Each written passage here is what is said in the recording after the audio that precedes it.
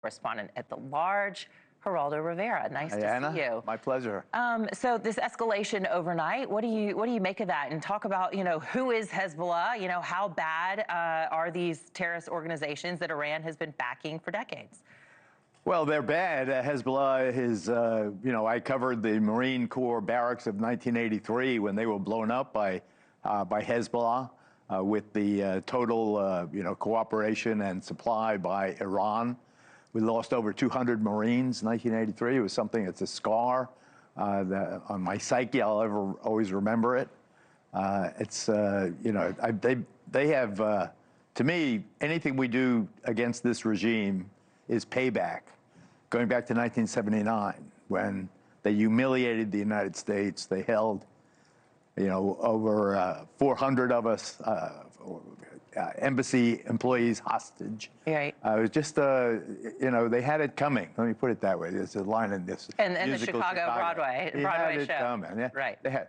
My problem now is I'm not sure how it ends. How does it end? I don't think anyone knows how it ends. Well, I want to get your take on that and remind our viewers back in 2003 when Defense Secretary Donald Rumsfeld said he wasn't sure if this was going to last six days, 6 weeks, 6 months, and then it turned into a very, very long conflict. Take a listen here. It is not knowable if force will be used, but if it is to be used, it is not knowable how long that conflict would last. It could last, 6 days, 6 weeks. I doubt 6 months. And it's a bit eerie to hear that and then hear the Trump administration saying similar things about what we're involved in right now that lasted, 9 years. So how do you think this ends? Well, I did 11 military assignments in Iraq, 11 other military assignments in Afghanistan. I saw lots of GIs wounded, killed. It stressed out the nation. I'm not sure what exactly we accomplished. I'm not exactly sure what we are seeking to accomplish here. Is it regime change? Is it just stripping them of their ability to manufacture nuclear weapons? Is it ballistic missiles? Is it surrogates?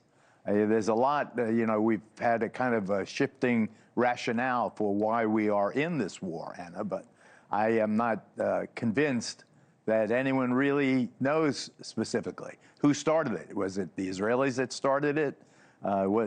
Did we start it? Did the Iranians start it? Of course they did back in 1979. All right. I just want to interrupt you just for a moment. Again, we've got breaking news coming in just now. The Israeli Defense Forces are saying that Iran has launched missiles toward Israel. My producers are just messaging me saying it has ordered residents across the country, including Jerusalem and Tel Aviv, to seek cover in shelters. I mean, this has just been a way of life for them for so long. And Prime Minister Benjamin Netanyahu does not want his people to have to go through this at all. But people here in the United States and some even within the president's own party have wondered if the prime minister is pulling the strings a little bit with this conflict and dragging us into it. How do you feel about that? I think that Bibi Netanyahu is Mephistopheles. I really believe that he's behind the curtain pulling the strings, and he has an extraordinarily close relationship with President Trump.